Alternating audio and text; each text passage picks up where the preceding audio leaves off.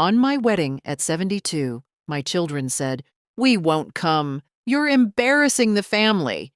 He's marrying you for money." They didn't show up, and I got married without them.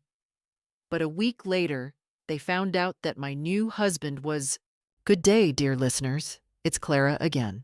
I'm glad you're here with me. Please like this video and listen to my story till the end, and let me know which city you're listening from. That way I can see how far my story has traveled.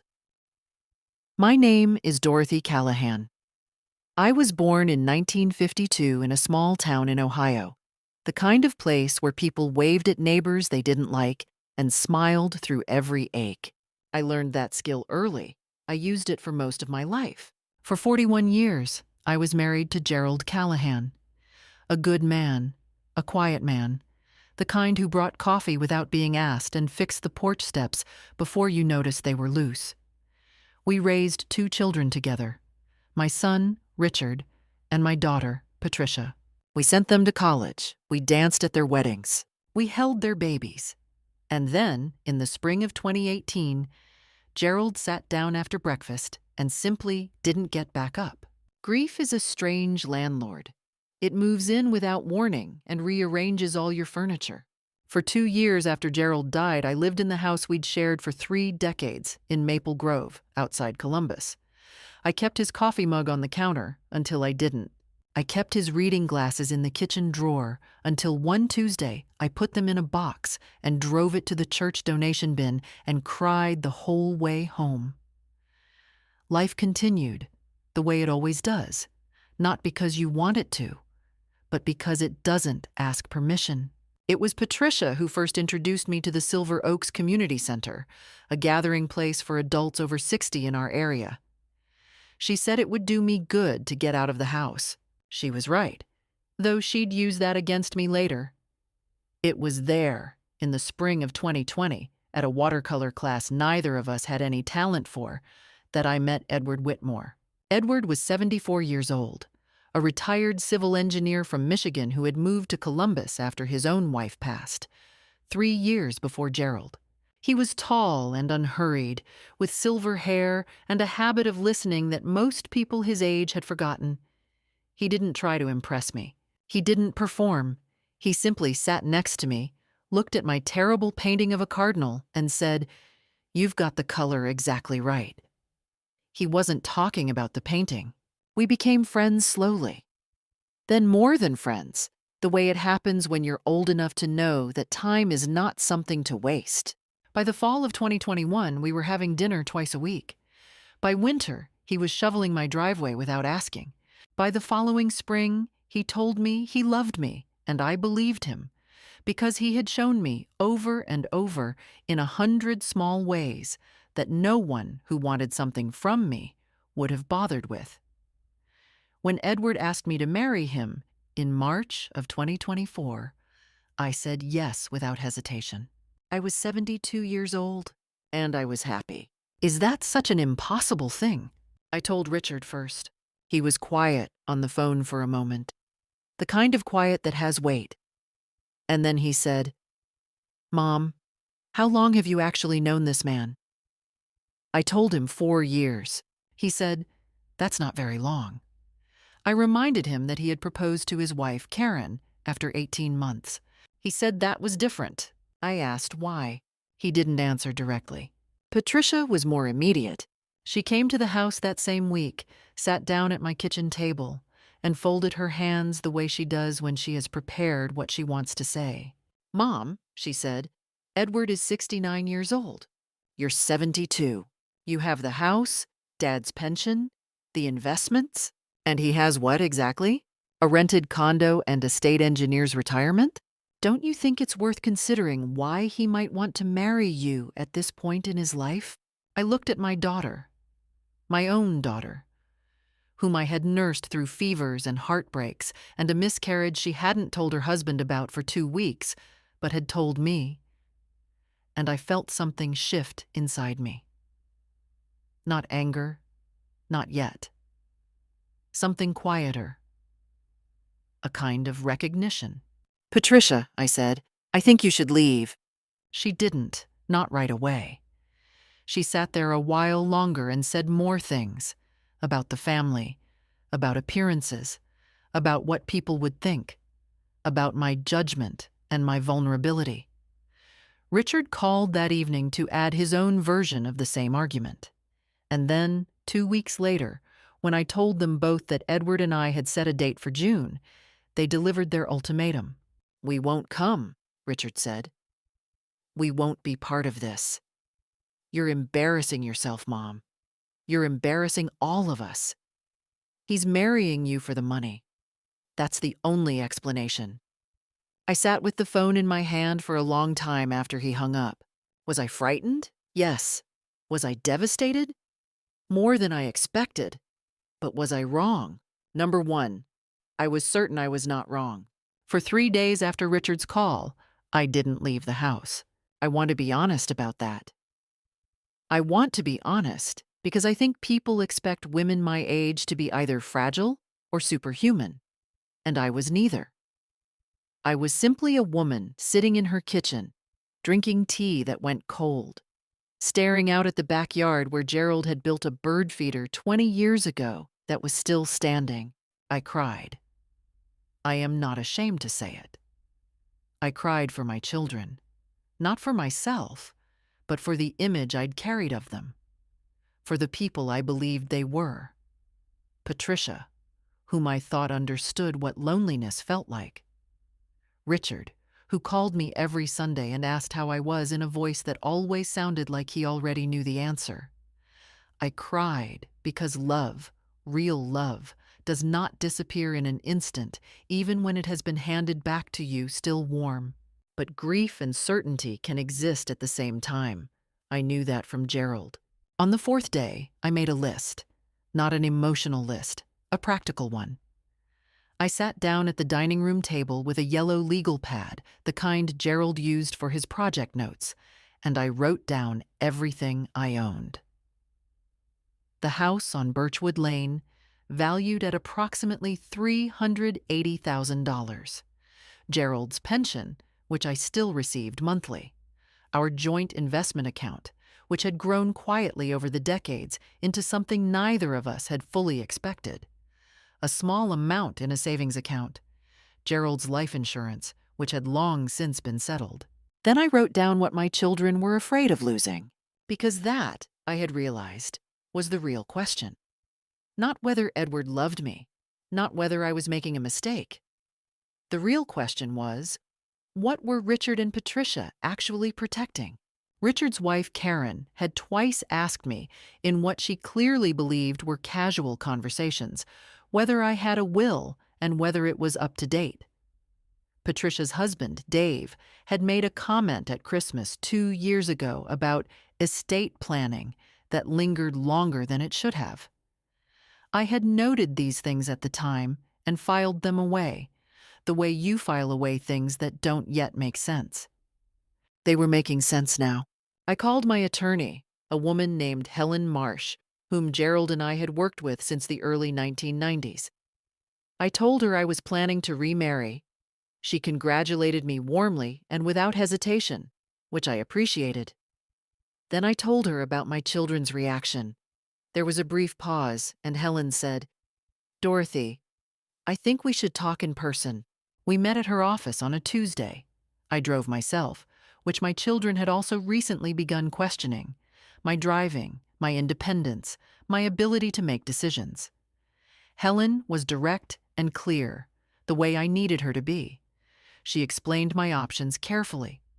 A prenuptial agreement could be drafted to protect the assets I brought into the marriage, to ensure that in the event of my death, the estate would be distributed as I wished, rather than subject to spousal claims. She said this was entirely standard for second marriages later in life, and that it would, in fact, address my children's stated concerns directly. I asked her to draw it up. When I told Edward about the prenuptial agreement that evening, over dinner at the Italian place on 5th Street, where we always ordered the same things, he put down his fork, looked at me steadily, and said, "Of course. Whatever makes you comfortable, Dorothy. I'm not marrying you for a house." He signed it, without amendment, the following week. that was when something in me went very quiet. Not the quiet of defeat, the quiet of confirmation. A man who is marrying you for your money does not sign a prenuptial agreement without negotiation. A man who loves you signs it because he understands that your peace of mind matters more to him than any legal advantage. I did not tell Richard or Patricia about the prenuptial agreement. Not yet. I was learning, perhaps late in life but not too late, that information is not always best shared immediately. Sometimes you hold it. Sometimes you wait. I began to think more carefully about what I actually wanted. Not just for the wedding, but beyond it. I thought about the will Helen and I had discussed, which named Richard and Patricia as equal beneficiaries, but which I was now reconsidering. Not out of revenge, I told myself. Out of clarity. Out of the recognition that the people who receive your estate should be people who respect the life you chose to live. I was 72 years old. I had earned every dollar and every year. And I was beginning, for perhaps the first time, to think about them entirely on my own terms. The wedding was scheduled for the 14th of June. There was planning to do, and I intended to do it. I had never planned a wedding without Gerald. 30 years ago, he had stood beside me while we chose flowers and argued mildly about the reception menu, and he had ultimately deferred to me on everything except the song for the first dance, which had to be Sinatra, and which I had agreed to without protest. Planning this wedding was different. There was no one standing beside me in the same way, but there was Edward, who called every morning at 8 o'clock and always asked what he could do to help. And there was my friend Carolyn, a woman I'd known for 20 years, who showed up on a Saturday morning with a yellow notepad of her own and announced that she was, for all practical purposes, my wedding coordinator. Carolyn was 70 years old and had been divorced twice and remarried once and was, therefore, a credible authority on second ceremonies. She had opinions about flowers. I let her have them. We chose a small venue, a garden event space attached to a historic inn about 20 minutes outside Columbus. 40 guests. No grand display. Just the people I wanted around me, which was, it turned out, not a very long list. Most of my closest friends. A few of Edward's relatives from Michigan. Carolyn, obviously. My neighbor Frank, who had known Gerald and had sent Edward a warm, handwritten note when he heard the news. The kind of gesture I had not expected and would not forget. Richard and Patricia were not on the guest list. They had told me they would not come. I took them at their word. What I did not expect was the campaign that followed. Patricia called 3 times the week after I booked the venue. The first call was about the wedding itself. She repeated her concerns about Edward, about the speed of the relationship, about what she called my emotional state. I listened, said I understood her concerns, and said nothing else. The second call was about the house. She wanted to know whether I was planning to add Edward to the deed. I told her that was between me and my attorney. The third call was brief and tight, with something she was trying not to say, and she ended it by telling me I was being willfully naive. Richard, meanwhile, did something I did not anticipate. He called Helen Marsh. Helen told me about it at our next meeting. He had called her office, identified himself as my son, and asked whether she could confirm that I was competent to make legal decisions. He used that phrase. Competent. Helen had handled it professionally and told him she could not discuss my affairs, but she informed me immediately, as she was obligated to do. I sat in her office and felt the floor shift slightly under me. He's trying to establish grounds to challenge the wedding, Helen said carefully, or the will eventually. He's creating a paper trail suggesting you might not be of sound mind. She paused. Have you had any recent conversations with him that could be interpreted as confusion? Forgetfulness? I thought about it. I thought about the phone call 2 months ago when Richard had asked me 3 times whether I remembered his birthday dinner from 2 years back, which had seemed at the time like nostalgia and now seemed like something else entirely. I want to document everything, I told Helen. She nodded. I've already started. That same week, a letter arrived. Not to me, to Edward. It was addressed to his condo, from a return address I didn't recognize. Edward brought it to dinner and set it on the table between us without opening it. He said he had received it that morning and hadn't opened it because he thought I should be there when he did. We opened it together. It was from Richard's attorney, not Helen, a different lawyer, someone I had never heard of. The letter was careful and legalistic, but the core of it was plain. It suggested that Edward was engaged in a relationship with a vulnerable older woman for the purpose of financial exploitation, and that if the marriage proceeded, the family reserved the right to pursue legal action. Legal action?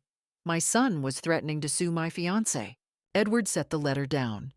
He looked at it for a moment, then looked at me. "What would you like to do?" he asked. "Is that not extraordinary?" "Not. This is outrageous. I am furious." "Not. Perhaps we should reconsider. Just, what would you like to do?" "I would like," I said slowly, "to proceed. And I would like Helen to respond." Helen responded.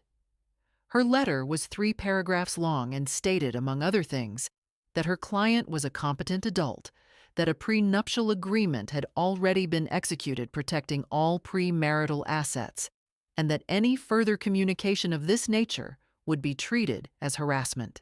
Richard did not call me for 2 weeks after that.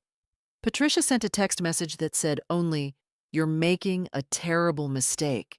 I kept both the text and the letter. I was keeping everything now. The will was the plan. Not because I wanted to hurt my children. I want to be clear about that, even now, looking back. It was not an act of revenge. It was an act of clarity, of finally seeing what my estate meant and deciding with full consciousness what I wanted it to mean. Helen and I had several more meetings. We went through every asset carefully: the house, the investments, Gerald's pension, the savings. I had also, some years earlier, taken out a small life insurance policy of my own, separate from the one Gerald left me, naming Richard and Patricia as beneficiaries as a matter of course. I reviewed that too. The new will I signed in May of 2024, 1 month before the wedding, did several things. It provided for Edward. Modest provisions, nothing extravagant. A man who did not want or need my money, but who deserved to be protected by it, should I go first. It established a charitable trust to receive a meaningful portion of the estate, directed toward the hospice organization that had cared for Gerald in his final weeks, a gift I had long wanted to make and kept deferring. And it adjusted the portions for Richard and Patricia. They were not cut out entirely, but they were no longer equal or primary. I did not tell them. What I did tell them, what I decided in early May to tell them, was that I had named Edward in the will at all, a small disclosure, carefully timed. I asked Helen how to do it in a way that was factually accurate but strategically placed. She understood. Richard found out from Karen, who heard it from Patricia, who had apparently been speaking to her own attorney, who had asked the right questions of the wrong people. The call came on a Wednesday morning, while I was in the garden, deadheading the rose bushes Gerald had planted the spring before he died. "You put him in the will." Richard's voice was flat and cold. "You actually put a stranger in Dad's will." "It is not your father's will," I said. "It is mine." "This is insane, Mom. This man has... You've known him 4 years. 4 years. Do you have any idea how easy it is to manipulate someone in your..." He stopped. "In my what, Richard?" He didn't finish the sentence. He didn't need to. The word he hadn't said floated there between us: condition, situation, age. "Patricia and I are coming over," he said. "This weekend. We need to talk about this properly."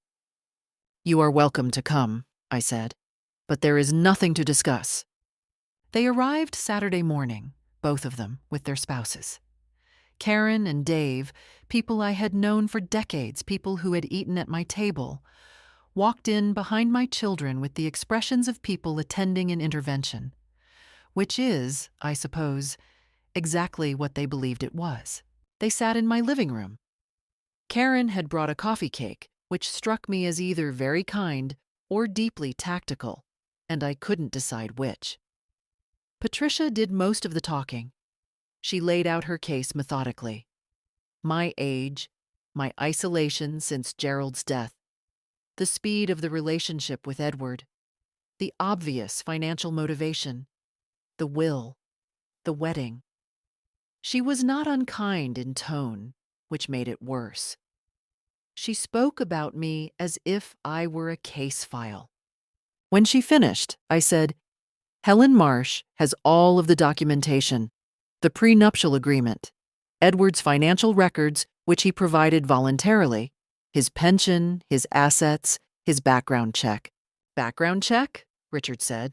I am 72 years old, I said, not 17. I had him checked. He has no debt, no criminal history, no prior civil actions. He was married for 38 years to a woman named Ruth. His children, he has 2 in Michigan, speak highly of him. I have met them both. Have you? The room was quiet. Dave started to say something about protecting the family legacy, and I stood up. I stood up, which I don't often do mid-conversation, and I said, This house, this family, this legacy, I built it with your father, and I will decide what becomes of it. I will hear no more today. They left, not warmly. Richard sat at the door, quietly, privately, so only I could hear. You're going to regret this. He did not say it like a warning. He said it like a promise. I closed the door. I stood in the hallway for a long moment. My hands were steady, which surprised me. My heart was not quite steady, but it was moving forward, which I decided was enough. After they left, I called Carolyn. I told her what had happened. She said, Good. Now go lie down. I did. I took 4 days mostly for myself. Long walks, quiet mornings, a novel I'd been meaning to read for a year. I let Edward bring dinner on Thursday, and we sat on the porch and said very little, and that was exactly right. The wedding was 3 weeks away.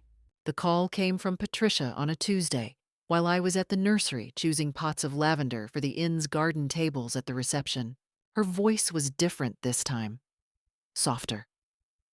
The hard edge of the Saturday confrontation had been replaced with something studied and careful, the tone of someone who has thought very deliberately about what register to use. Mom, she said, I've been doing a lot of thinking, and I want to apologize. I handled things badly. I was standing between rows of potted herbs, lavender and rosemary and sage, and I felt a familiar flicker. The instinct, trained over decades of motherhood, to respond to an apology with warmth and reconciliation. The instinct to say, Of course, sweetheart. I understand. I let it pass. I appreciate you saying so, I said.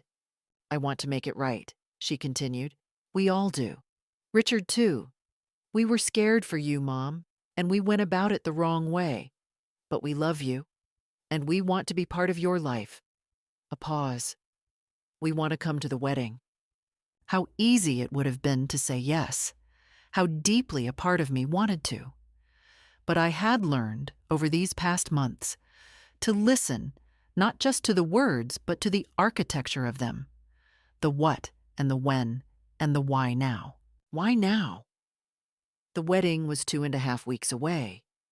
The will was signed. The prenuptial was signed. What had changed? I'm very glad to hear that you're feeling differently, I said. Let me think about it and I'll call you back. Mom, the venue. I'll call you back, I said, and ended the call. I finished choosing the lavender. I paid for it. I drove home, put the kettle on, and sat at the kitchen table with my phone face down and thought carefully. The offer felt like a gift, but gifts can be Trojan horses. If Patricia and Richard came to the wedding, came back into the circle, what came with them? What conversations would be had with Edward's relatives? What would Karen say to whom? What new observation about my state would find its way into a legal document somewhere? I did not call Patricia back that day. Instead, I drove to Carolyn's house. Carolyn has a small back porch with a pergola she built herself, partly, and she makes very good iced tea from actual tea rather than powder. We sat there, and I told her everything. The call, the soft voice, the apology, the instinct I'd felt and then stepped back from. Carolyn listened without interrupting. Then she said, "Dorothy, do you actually believe she's sorry?" I thought about it honestly. "I believe she's frightened," I said. "I think she's realized that I'm serious, and I think she's trying a different tactic." Carolyn nodded. "So what do you want?"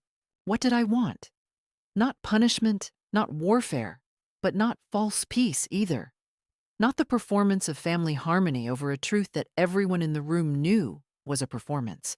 "I want my wedding to be my wedding," I said, "not a negotiation." Carolyn raised her glass. "Then have it." I also, around this time, found a support group I hadn't known to look for. Helen's paralegal, a young woman named Jessie, mentioned that there were organizations, not grief groups, not seniors centers, but actual networks of older adults navigating family conflict over remarriage and estate decisions. She gave me a contact. I called. I started attending a small monthly meeting at a community center on the north side of Columbus, 6 or 7 people, mostly women, mostly in their 60s and 70s. What I found there was not pity and not advice. It was recognition, woman after woman, with some version of the same story. Children who had been warm and attentive until the estate came into view. Partners who were treated as criminals for the crime of arriving after the first spouse. The particular loneliness of being seen not as a person, but as an asset to be managed.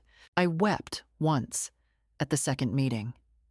A woman named Barbara, 78, sharp as a tack, who had been through a legal guardianship attempt by her own son, put her hand over mine and said, "You're not crazy. You're not naive. They are simply not as good as you hoped." I carried that sentence with me the way you carry a smooth stone, something to hold when the weight of it all became hard to manage. Patricia called again Thursday. I did not answer. I sent a text. "I'm still thinking. I'll be in touch before the wedding." I did not say yes. I did not say no. I said nothing that could be used. They came on a Sunday, 9 days before the wedding. Unannounced. I was in the kitchen making oatmeal. Simple, ordinary Sunday morning, when the doorbell rang. I looked through the window before opening it, because I had started doing that, and I saw Richard's car in the driveway. I also saw Patricia's. I stood at the door for a moment. I breathed. I thought about not answering. Then I thought about what kind of woman I wanted to be, not the kind who hides in her own kitchen from her own children. And I opened it. Richard was holding flowers. Not from a grocery store, from a florist, wrapped in paper, the kind of flowers you choose deliberately. Patricia was carrying a box from the bakery down the street. "Chocolate croissants," she said, still warm. Karen and Dave were not with them. Just the two of them, my children, standing on my porch with offerings and cautious expressions. "We should have called," Richard said. "I know, but I was afraid you wouldn't answer." He wasn't wrong. I let them in. I made coffee. We sat at the table, the same table where Patricia had delivered her first structured argument months ago, and for 20 minutes we talked about other things. Richard's youngest son starting high school in September. Patricia's garden, which had apparently done well this year despite a late frost. The kind of conversation we used to have effortlessly on Sunday afternoons when the children were younger and nobody had anything to calculate. The kind I missed, I realized, more than I had let myself acknowledge. There was a specific ache to it, not the broad ache of estrangement, but the precise one of remembering that these were people I had once known completely. Then Richard set down his cup and looked at me directly. Mom, we're not here to fight. We want to make this right. We want to come to the wedding. He glanced at Patricia, who nodded. But we need to know that you've really thought through the implications. All of it. I have, I said. The will, he said. Patricia and we're not asking for anything that isn't ours. But Dad worked his whole life to build something for this family. That's not nothing. And to have a stranger come in and... Edward is not a stranger, I said. And it is not your father's will. There are implications, Patricia said, leaning forward. Her voice was gentle, but her eyes were not. Legal implications. If something happened to you, Dorothy, Mom, and Edward contested anything, it could take years. It could be ugly. We're just asking you to protect yourself. Protect yourself. As if my protection was their concern. As if the woman being protected and the woman being managed were not, in this case, the same person. I noticed that she had called me Dorothy rather than Mom for the first part of that sentence. I noticed it, and I filed it. The prenuptial agreement is signed, I said. Helen has the will. Everything is in order. Would you be willing, Richard said, carefully, slowly, the way you approach something fragile, to hold off on the wedding? Just 6 months? Get a second opinion, not from Helen, from someone else, a geriatric care specialist, just to make sure. I set down my own cup. A geriatric care specialist, I repeated. Mom, you want me to see a specialist, I said, to verify that I am mentally fit to make decisions about my own life. The room was very quiet. The refrigerator hummed. A car passed outside. Small, ordinary sounds filling an extraordinary silence. We're not saying you're not, Patricia started. You are, though, I said. That is exactly what you are saying, and I want you to hear me clearly.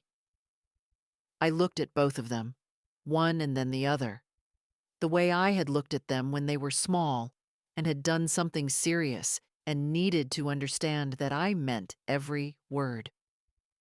I had Helen document everything months ago. My mental acuity, my decision-making capacity, it's on record. 2 witnesses, a notary, and my physician's written assessment.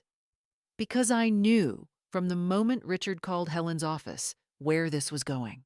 Patricia's expression flickered. Something behind her eyes shifted. Surprise. And then something harder. How did you know about that? Richard said. Because Helen told me, I said, as she was required to, and because I am not naive, and I am not confused, and I am not, as you both seem to wish I were, incompetent. Richard stood up. The warmth was gone now entirely, and what replaced it was not anger exactly, but a kind of cold exposure, the look of someone whose plan has been seen through and who no longer has any interest in the costume they came in.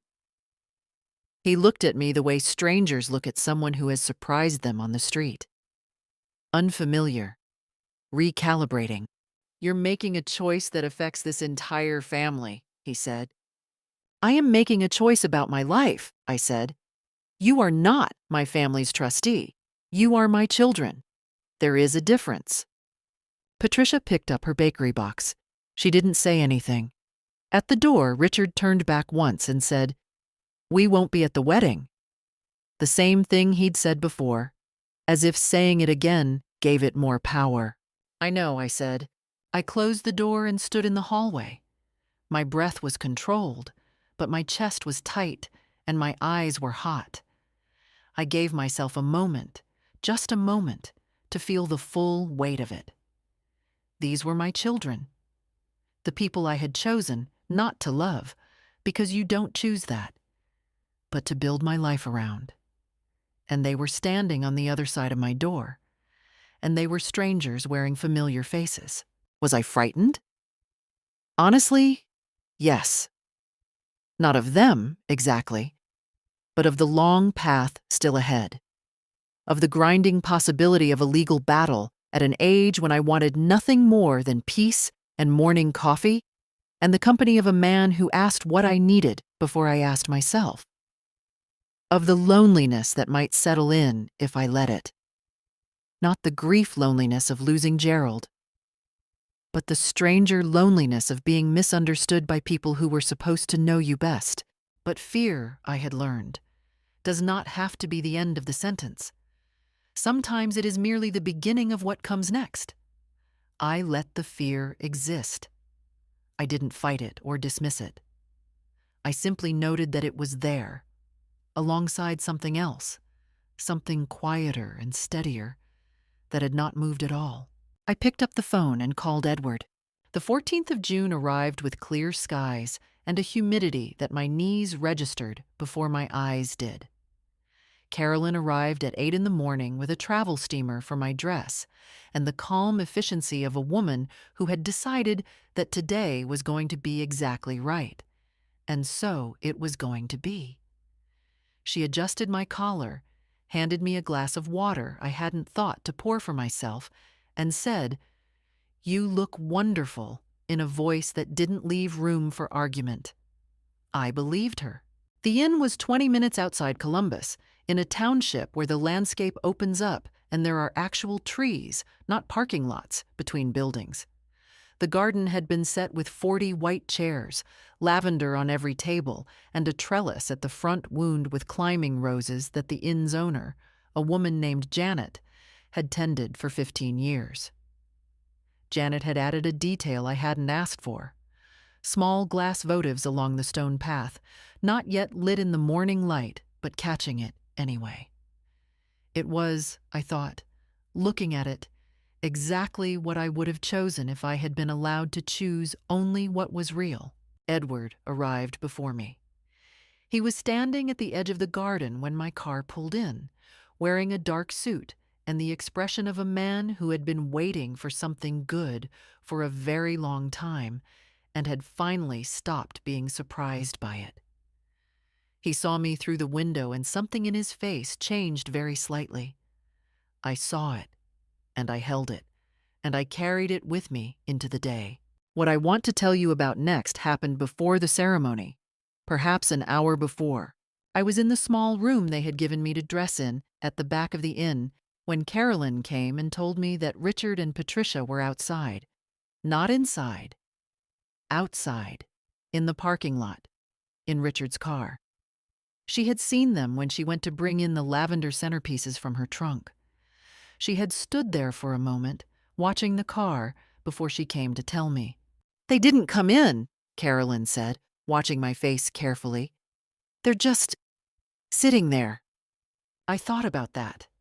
I thought about what their presence meant and what their not coming in meant, and what the car in the parking lot meant, strategically.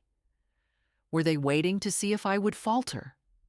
Were they hoping to be invited? Were they simply unable to leave and unable to enter, caught in the doorway of a choice they'd made and couldn't take back? I felt, unexpectedly, a wash of something that wasn't quite pity and wasn't quite sorrow. Something in between, with no good name. I asked Carolyn to invite them inside. She looked at me with the expression of a woman who has known me for 20 years and is choosing not to say everything she is thinking. "Dorothy, I want them to see it," I said, "not to gloat.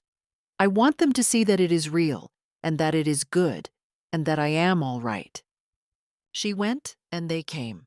They came into the back hallway of the inn, Richard in a jacket he clearly hadn't planned to wear today, and Patricia in the clothes she'd put on for something else. Not dressed for a wedding, dressed for surveillance. They stood in the doorway of the room I was in and looked at me. In my dress, hair done, bouquet waiting on the table beside me, ready. And something moved through both of their faces that I recognized as something they hadn't intended me to see. grief. Not for me. For something they had already decided was lost. You came, I said. We're not staying, Richard said. We're not. Mom, we need you to hear us one more time, please, before you do this. I'm listening, I said. And then something happened that I had not entirely anticipated, though I had wondered in the long hours of these months whether it might.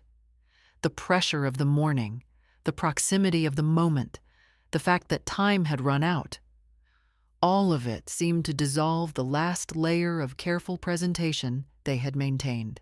Richard started talking about the house, about the account numbers, about specific figures, the investment portfolio to the dollar, that he should not have known unless he had been told by someone with access to documents that were not his.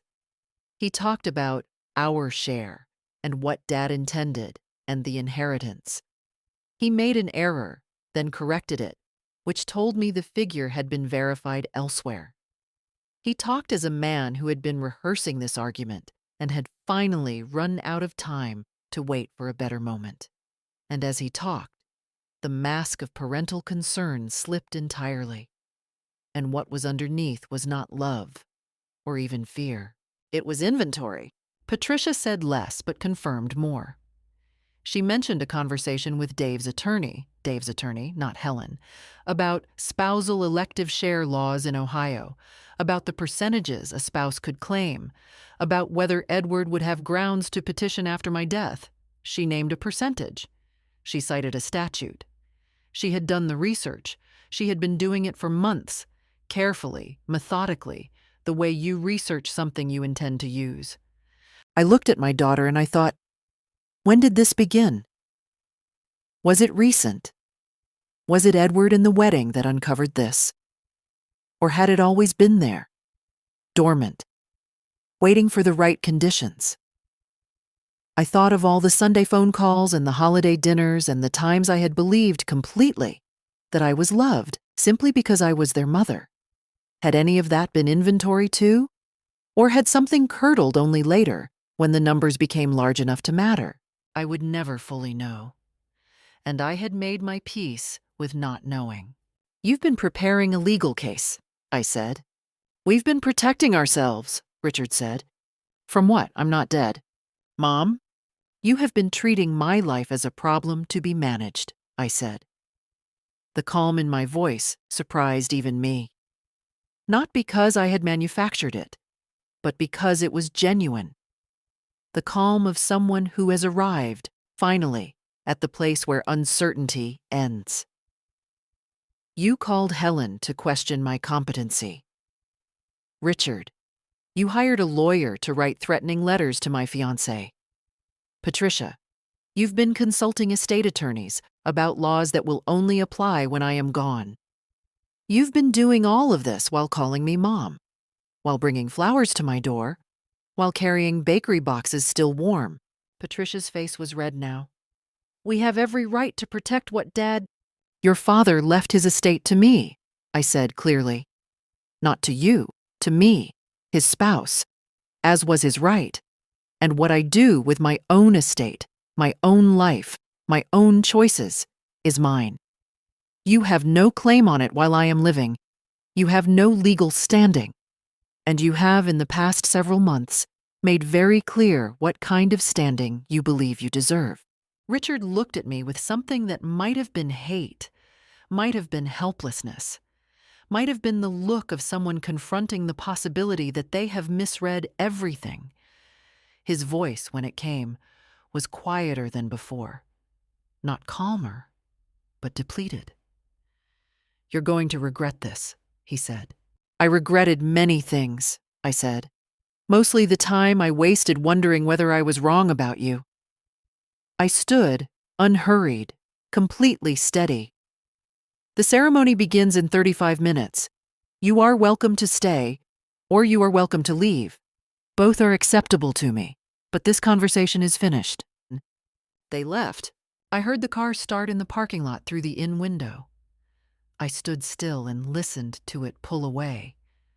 Down the gravel drive, past the roses, out of the gate. The sound of it grew smaller and then was gone. And in the silence that followed, I felt the particular lightness of something that had been suspended for a very long time, finally settling into its right place. Then Carolyn handed me my bouquet, white roses and lavender, and straightened my collar one last time, and I walked out to the garden. Edward was waiting for me at the trellis. 40 people stood when I appeared at the back of the garden, which I had not expected. And the sight of them, Carolyn in her blue dress, and Frank from next door who had known Gerald and stood with his hat over his heart, and the women from my support group with Barbara already dabbing her eyes, and Edward's daughter Claire and his son Michael, who had driven from Michigan and had never made me feel anything other than welcome, moved me in a way I had not prepared for. I had prepared for the absence of my children.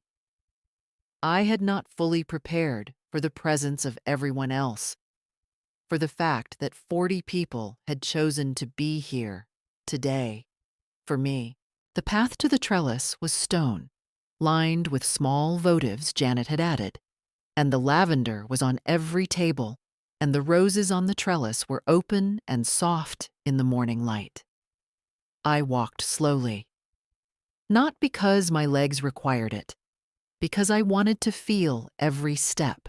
The ceremony was conducted by a retired minister named Robert, who had a talent for saying true things simply. He had met with Edward and me twice before the wedding, wanting to understand what we actually wanted said, and he had listened in the particular way that some people have, not waiting to respond, but genuinely receiving. What he said at the trellis that morning was short and honest and unadorned. Edward and I had written our own vows, which is something I would not have been brave enough to do at 32, but found, at 72, to be the only thing that made sense. What is the point of borrowed words when you have lived long enough to have your own? Edward said that he had not expected to find this, that he had made a careful peace with what his life was going to look like, quieter, smaller, sufficient, that he had resolved not to ask for more than what remained. And then I had walked into a watercolor class and ruined his peace entirely, which was, he said, the best thing that had happened to him in years.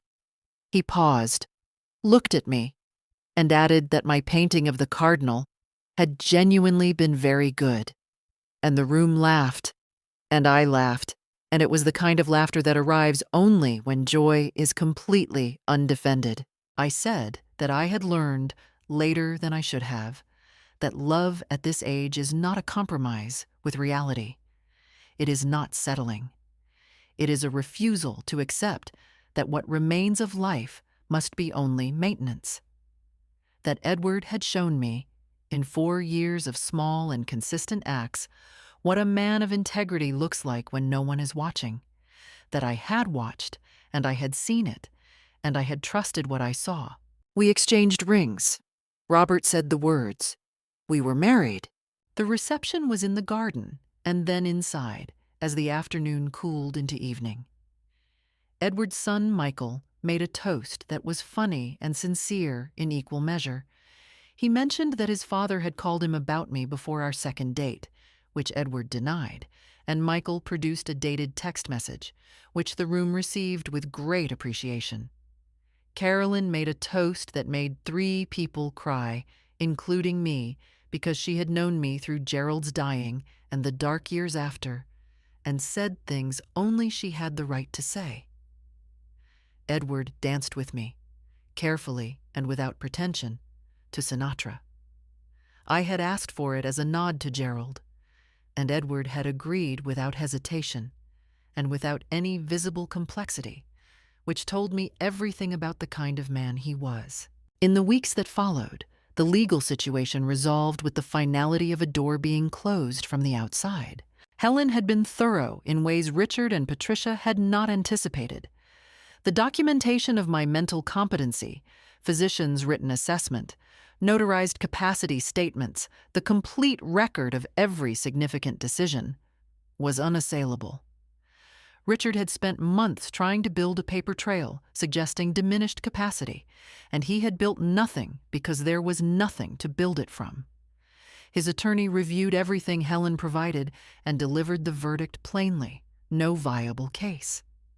No judge would entertain a competency challenge against a woman whose physician had recently documented full cognitive function, who had executed a prenuptial agreement, a revised will, and a charitable trust, all within the same calendar year, all with independent legal counsel present. Richard paid his attorney's fees and received nothing for them except the clarity of knowing the route was closed. The charitable trust was established exactly as written. The hospice that had cared for Gerald in his final weeks received a gift I had owed them for years. Edward's provision was modest and settled. The remainder was structured as Helen and I had decided. Patricia and Richard received their portions, reduced but not insubstantial, distributed while I was still living. Once they had received what they were going to receive, while I was present and well and legally unimpeachable, there was nothing further to contest. The motivation for any remaining legal action dissolved with the transfer. Patricia did not respond to Helen's letter. No call, no acknowledgement, just silence. Richard sent a text on a Thursday afternoon. Fine. One word. The entire collapsed architecture of months of scheming and threatening and maneuvering reduced to 4 letters on a phone screen. I showed it to Edward. He read it, handed the phone back, and said, "Hungry? I was thinking the Italian place." We went. We sat at our usual table, ordered what we always ordered. The waiter brought the bread without being asked. Edward told a small, funny story about something at the community center. I listened, and outside the window, Columbus went on as it always did, and inside it was warm, and neither of us said anything significant for the rest of the evening, because nothing significant needed to be said. We drove home to the house on Birchwood Lane. I sat on the porch in the evening air. Gerald's bird feeder stood where it had always stood. A pair of sparrows were settling into the elm for the night, without drama, without performance, simply finding the right branch and being still. Edward came out with 2 cups of tea, set one beside me, and took the chair next to mine. We didn't speak for a long time. Everything that needed to happen had happened. Everything that needed to be built had been built, and it had held. And I was sitting inside it now, in the quiet, next to a man who had meant every word he had ever said. I was 72 years old. I was married. My life was peaceful. I had not burned anything. I had simply built something that could not be argued with, and then I had lived inside it without apology. The first year of our marriage was the most quietly contented year of my adult life. We lived in the house on Birchwood Lane.